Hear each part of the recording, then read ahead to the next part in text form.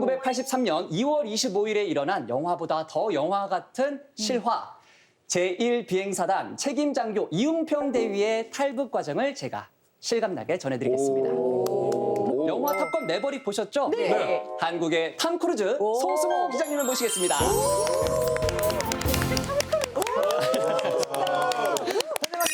네, 반갑습니다. 매버릭은 아닌 것 같아요. 공군에서 한 매버릭 하시는 분들이 이거 보면은 굉장히 욕할 것 같습니다. 어쨌든 감사합니다. 군에서 한 2,500시간 비행을 했습니다. 오늘 이웅평 대위를 같이 엄호했던 F5를 비롯해서요.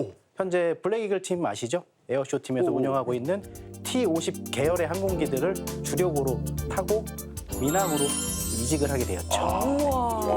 멋있다, 멋있다. 덕분에 오늘 정말 든든합니다. 자, 그럼 이웅평 대위가 귀순한 그날로 날아가 보겠습니다.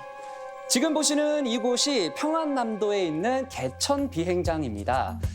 이륙 대기 중인 전투기가 한 대 보일 텐데요. 바로 미그 19기입니다. 이웅평 대위는 오전 훈련이 예정되어 있던 2월 25일을 탈북 D-Day로 결심을 했습니다. 왜 하필 그날이었을까? 평소와는 달리 그날 훈련은 이제 전투기 단 2대의 소규모 훈련이 이루어지는 날이었기 때문입니다. 현대 최소 구성이 전투기 2대인데요. 그 2대가 2번 모여서 4대가 되는 거죠. 그것이 완전한 현대의 개념인데요. 만약에 이웅평 대위가 4대였을 임무여서 만약 귀순을 결심했다면 나머지 3대의 눈을 피해야 됐잖아요. 아마 힘들었을 겁니다. 그날 마침 그 D-Day로 정한 날 다행히 2대 단위의 임무이고 심지어 이웅평 대위가 뒤에서 비행을 하게 됐거든요. 심지어 그날 2대였어도 앞에서 비행했다면 후미로 따라오는 비행기가 눈치를 챘을 거고 통보를 해서 북측에 많은 대비 태세가 갖춰질 겁니다. 그래서 전혀 귀순을 할 수 없는 상황이었을 거기 때문에 그날은 행운의 날이었던 거죠. 아니 근데요, 저 뒤에 저 그래픽이요, 저거 만든 거예요? 실제 영상과 굉장히 비슷하죠? 저도 그렇게 느껴요. 내가 똑같습니다. 만들어서 만든 거예요? 예, 맞습니다. 이야, 우와, 이번에 돈 많이 쓰셨네요. 너 지금 저 계속 움직이는 거예요 이제? 자, 감탄하시는 그 영상 함께 보시죠. 우와. 네, 이렇게 당일 오전 10시 35분 미그 19 조종석에 앉은 이웅평 대위는 선두기와 함께 이제 이륙을 시작을 합니다. 이웅평 대위, 저 순간 얼마나 설레고 또 긴장이 됐을까요? 자, 비행기 안에 실제 같아요. 이렇게 좌측 상방에 있는 선두기와 왼쪽. 적정 거리를 유지하면서 올라간다. 이제 상공으로 이륙을 시작합니다. 얼마나 떨렸을까요? 오, 잘 만들었네. 대박이다 이거. 재밌다. 1000m 상공까지 이제 올라가는데요. 2분 뒤 이웅평 대위는 일생에서 가장 큰 결단을 내립니다. 2분 뒤. 남쪽으로 재빨리 항로를 바꿨는데요. 그러니까 함께 이륙한 2대의 비행기 중 선두기는 그대로 가던 길을 가고 후미기만 몰래 방향을 바꾼 거죠. 아, 앞선 비행기가 가고 있는데 뒤에서 방향을 튼 거야? 그래서 앞에 가고 있으면 뒤돌아보지 않는 이상 솔직히 모르니까요. 시야의 사각지대를 이용해서 아, 시야의 사각지대. 방향만 튼 게 아니라 급격히 또 고도를 낮춥니다. 내려간다. 내려가면서 더. 기자님, 이렇게 급격히 고도를 낮추는 이유가 있을까요? 왜 네, 내려가죠? 우선 이 시뮬레이터가 정말 비행하는 거랑 비슷해요. 저도 깜짝 놀랐어요. 기술을 돌리면서 낮춘다는 거는 속도를 급격히 증가시킬 수 있는 이점이 있습니다. 빠른 시간 내에 내가 원래 하던 것보다 더 빨리 속도를 증속시킬 수 있는 거죠. 속도 더 빨리 날릴 수 있다는 얘기예요? 이렇게 하는 것보다 강하면서 하니까 돌을 땅에 던질 때 더 빨리 떨어지잖아요. 비행기도 똑같아요. 중력의 힘. 네, 엄청 빠르게 가속할 수 있는 거죠. 오호. 사실 이제 이륙 직후에는 레이더에 이제 2대의 전투기가 잡혀 있었을 텐데 이게 맞아. 한 대로 바뀌면 금방 발각이 되잖아요. 레이더에서 쏘는 주파수의 특성이 있어요. 전파의 특성이 있는데 그 전파 안에 2대가 들어 있어도 한 대로 인식이 되거든요. 아, 이게 레이더 같이 그 안에 하나로 들어가 있는 보이는 네, 레이더 빈폭 안에 한 대가 2대가 들어있든 10대가 들어있든 한 대로 됩니다. 덩어리를 인식을 하는군요, 그러니까. 네, 그렇죠. 레이더 성능상 취약점인 거죠. 그 점을 이웅평 대위는 그걸 이용했다고 봐도 되는 걸까요? 볼 수 있습니다. 네. 알고 있는 거야. 네. 이미 그리고 많은 조종사들이 그걸 다 알고 있어요. 네. 그리고 그렇기 때문에 가까이 붙어 있다가 빠른 시간 내에 기술을 낮추면 어떻게 된다 그랬죠? 속도 증속이 더 빠르다고 엄청 그랬죠? 빨라진다 그랬잖아요. 마치 찾아내기 전에 빠른 시간 내에 기술을 낮추는데 여기에 또 하나의 레이더의 단점이 있어요. 뭔데요? 어느 특정한 높이 이하로 내려가면 지형지물 때문에 차폐라는 개념을 쓰는데 잡히지가 않습니다. 네. 밑으로 내려갔을 때 탐지가 안 되게 돼 있어요. 그 두 가지를 영리하게 활용한 겁니다. 가까이 붙어 있어서 레이더를 기만하고 빠른 속도로 내려가서 적이 탐지할 수 없는 낮은 고도로 두 가지를 같이 사용한 거죠. 그러니까 상공을 탐지하는 이 탐지수를 속이는 기만 작전, 연막 작전을 실행한 겁니다. 아하. 이게 당시에 그 저공 비행을 재현을 해낸 겁니다. 고도가 불과 50에서 100m밖에 되지 않는데요. 저 빠른 속도로 저거 보기만 해도 굉장히 아찔해 보이죠. 네. 이 전투기가 골짜기와 능선에 가깝게 붙어서 이렇게 파도 타기식으로 비행을 하는 겁니다.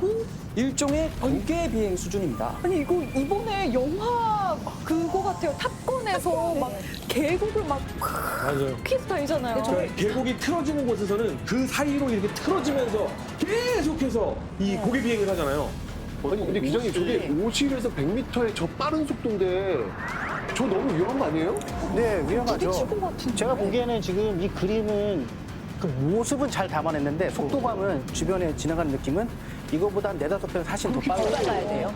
이거는 그림은 잘 나왔으나 속도감은 근데 늦다. 기장님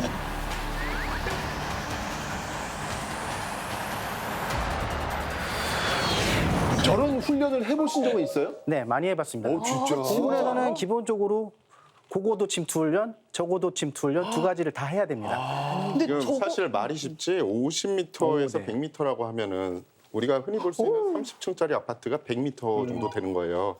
근데 50에서 100m 사이로 비행을 했다는 거는 그 아파트 사이로 비행기가 슉 이렇게 지나가는 거라고 네, 보시면 맞습니다. 조금만 잘못하면 그냥 부딪힐 수 있는 우리 거예요. 머리 아파트 머리 위로 지금 날아간다는 거잖아요. 그러니까. 그렇죠. 쉽게 얘기해서 좋은 우리 얘기도 아니고. 인천대교 있잖아요. 인천대교. 인천대교가 배들을 지나가기 위해 설계가 75m로 돼 있거든요. 사실 이웅평대에는 그 밑으로 지나가는 거예요. 서해대교도 65m예요. 그러니까 다 그 밑으로 지나가는 거죠. 근데 이거 영화에서도 그게 너무 어려운 작전이어서 위험하죠. 매버릭을 다시 초빙을 하잖아요. 네. 그러니까 이거 엄청난 기술인 거죠. 엄청난 기술은 라고 표현하기는 어렵습니다. 왜냐하면 모든 조종사들이 다 그렇게 훈련하니까. 다만 액츄얼하게 이런 상황에서는 이 이대위는 아마 본인이 훈련했던 것보다 더 낮게 날아갈 수 있거든요. 실제로 우리 공군에서도 소음 민원하고 안전상 이런 고도까지 내려가지는 않습니다. 안전상. 소음이 엄청 조금 높여서 훈련을 하고요. 탑건 같은 교육을 받는 우리나라의 그 공군 비행 대대가 있는데요.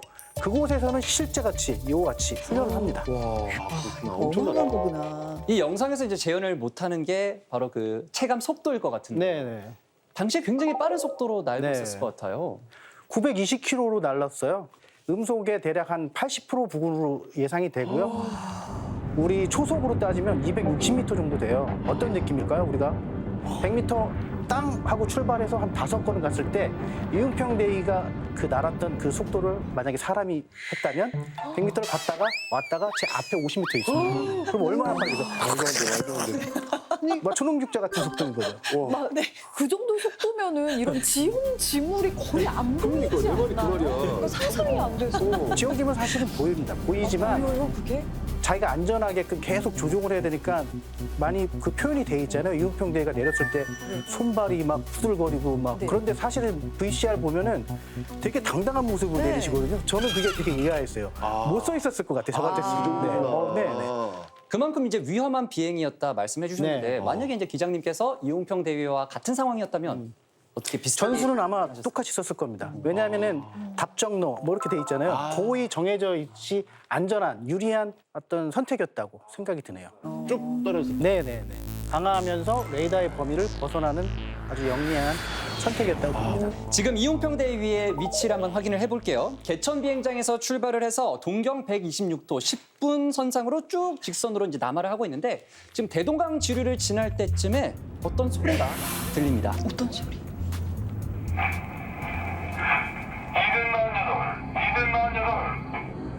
뭐야? 248? 이게 뭐죠? 무슨 248. 작전명인가? 이 소리는 이웅평 대위의 호출 부호였습니다.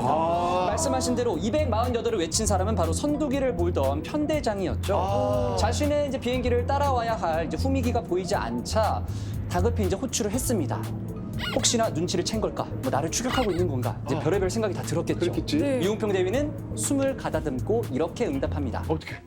완전하다. 네? 완전하다? 무슨 뜻이죠? 무슨 문제 은어인가? 없다? 문제 없다? 무슨 아무 영화 대사 같은데. 그러니까. perfect. You complete me. 뭐 이런. 약간요. 완전하다. Don't worry? 뭐 이런 건가? 네, 제가 통역병이었으니까 내래 북한 말도 통역해드리겠소. 아, 좋아요. 북한의 비행 용어인데요. 이게 두 전투기의 간격이 좁아서 보이지 않을 뿐 아무 이상 없다, 안심하라라는 뒤에 의미였습니다. 따라하고 있다. 맞습니다. 공유하지 마라. 네 뒤에 있어. 안심하다. 네. 안심해라. 그 완전하다라는 이 이대의 말을 믿은 편대장은 이어서 규정된 대응을 유지하라라고 다시 명령을 내리는데요.